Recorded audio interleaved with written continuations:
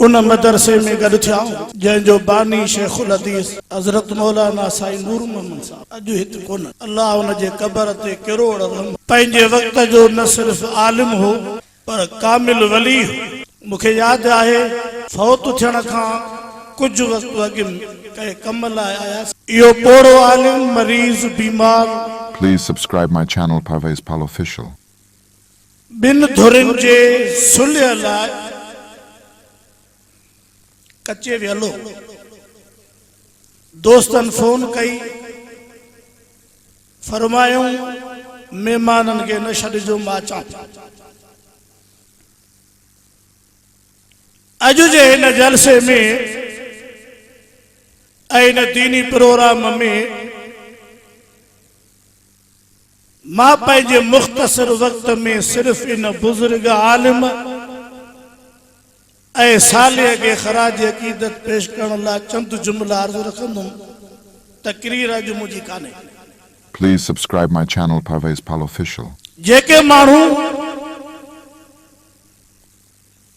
चवनि दादा आलिमन में अहलियत कान्हे उहे ई माण्हू अल्लाह ॾिसे तो मौलाना साईं नूर मोहम्मद जमालिया जे वफ़ात खां पोइ रोंदे नज़र आया। ऐं कोट मीर मोहम्मद में मां हिकिड़ी जाइ ते ब्रेक ॾिनो जनाज़े वारे ॾींहुं सुबुह जो। हिकिड़े दोस्त चयोसीं कोट मीर मोहम्मद मां कोई मौलवी या आलिम फौत न थियो आहे पर कोई फ़रिश्तो वियो आहे। केरु जो वञो? फ़रिश्तो मलाइका।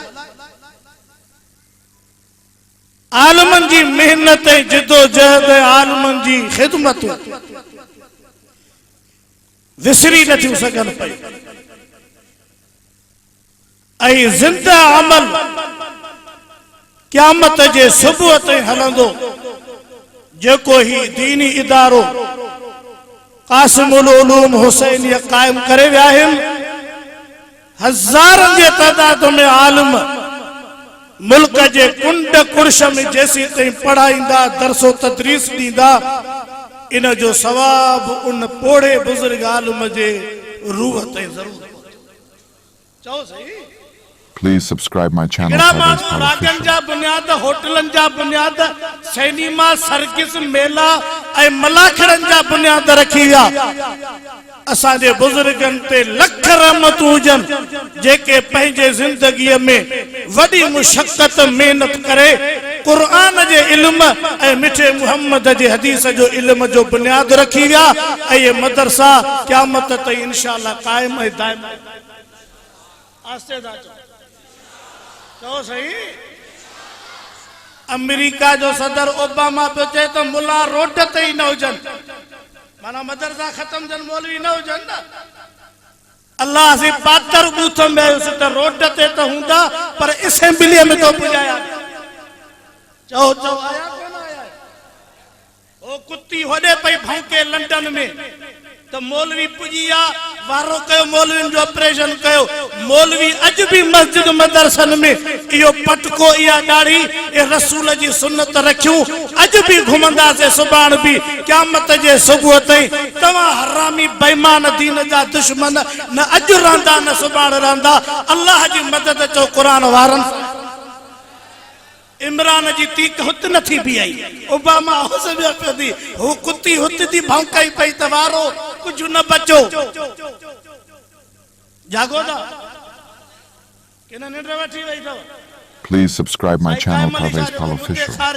वो भी कदी कदी कावड़ जे तो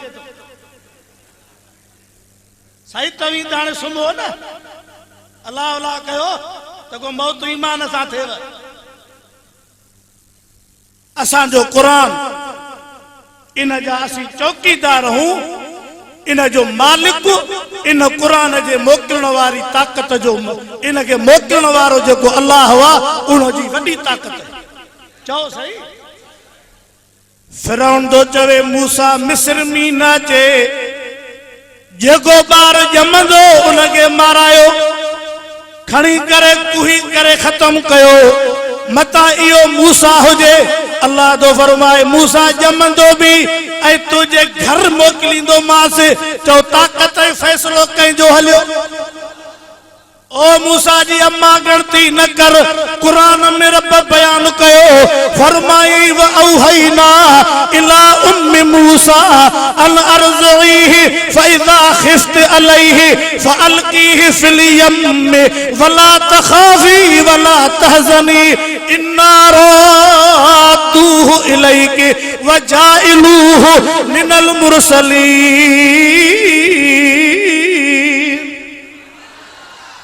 फैसलो कंहिंजो हलियो ताक़त कंहिंजी हली पोइ मूसा आयो कोन वरी चओ अल्लाह जी ताक़त अॼु बि आहे ये मदरसा ये कुरान जा इदारा ये आलिम ये तालिब असांजा घुमंदा ऐं चक्कर लगाईंदा इन कुरान के सीने सां लगाईंदा तवज्जो हुजे त मां पंहिंजो वाइज़ पूरो कयां अज़ाब त कॾहिं जो अचे हा हेॾे ख्याल अज़ाब त चओ न हे जो घर घर में सिनेमा खुली पई आहे डिशूं फिल्मा वीसीआरियूं ऐं शराब जी परमिट आहे ज़िना जी खुलियल छूट आहे मायूं सुस्कियुनि ते छतियुनि ते चढ़ी डांसियूं झुमरियूं वणनि इन जी इजाज़त आहे चपे चपे बेहयाईअ जा अड्डा खुलिया पिया आहिनि उन्हनि जी इजाज़त आहे मुला जलसो जो रखियो अथव परमिट अथव सुभाणे पिणे मरे भी परमिट वठी जाए तो कुल पढ़ूं कि न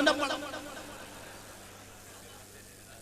बोल साहिब साईं सदरुद्दीन साहब पिण से मरे न परमिट वठी जाए तो 3 ॾींहं कुल पढ़ूं न पढ़ूं चाची परमिट आ को गारियूं दा जाऊं को झेड़े जो सद दा जाऊं या माण्हुनि के चवंदा रोड फिरियो ही तो अमन वारी जमायत है दुनिया के अमन इज्जत हया ऐं गैरत जा सबक पिया ॾियूं तो जे परमिशन ऐं परमिट जी ज़रूरत कहिड़ी आहे कुरान अल्लाह जे मोकिलियो आहे उन के सीने सां लगायो आहे सॼी दुनिया में इंशाअल्लाह कुरान जो इल्म फैल ऐं मां तव्हांखे मज़ेदार ॻाल्हि ॿुधायां कल शाम जो बीबीसी में जै गाड़ी में सफर पे कयो मां उन में कोई खबरूं ॿुधियूं फ्रांस में जिते असांजे रसूल करीम सल्लल्लाहु अलैहि वसल्लम जे शान में गुस्ताखी कई अथऊं उते कल में मुसलमाननि ऐं निमाज़नि जो तादाद एतिरो वधियो आहे जो उतां जे मुसलमाननि मुतालबो कयो आहे त ॿीण ते मस्जिदूं ठाराइजो जो मापाऊं कोन था मुसलमान एतिरा वधी विया आहिनि कल शाम जो बीबीसी में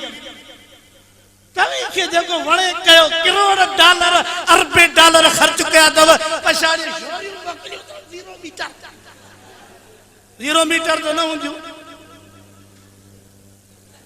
जेका रोड ते घुमंदी न पिण से साणो न भाव साणो न मुड़स साणो अल्लाह करे हिफाज़त आमीन चो हर तरह से इन्होंने न चोटी जा जोर दिना है कि बेहयाई उरियानी फहाशी खुल्लम खुला थे पर तवज्जो कयो जैसी ते कुरान जो आवाज आहे ए रहमत कुरान जी आहे तैसी जवा जी साजिश न हलंदी इन मुल्क में हलंदो तो चो कुरान मिठे मोहम्मद जो कानून नारे तकबीर बस वाइज पूरो 2 मिनट एकड़े पासे को नबी पाक जा दुश्मन बे पासे को कुरान जा दुश्मन हाने तवी छा कंदा तवी मेल दिसंदा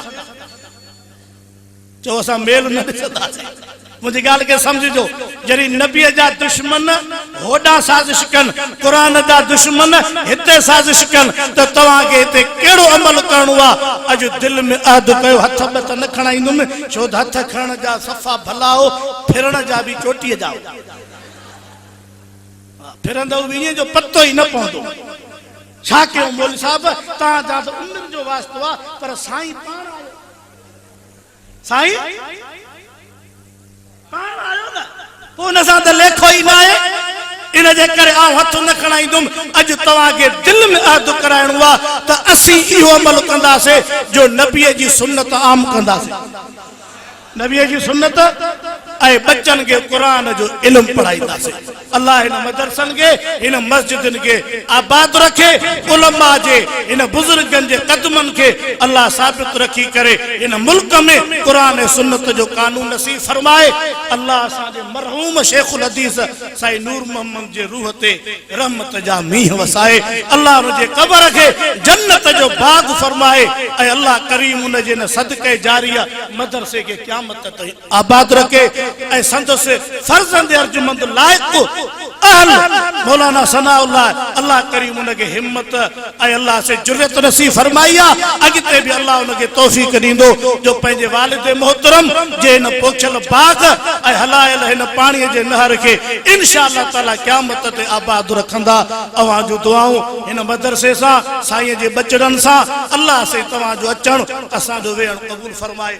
Please subscribe my channel Parvez Pal Official.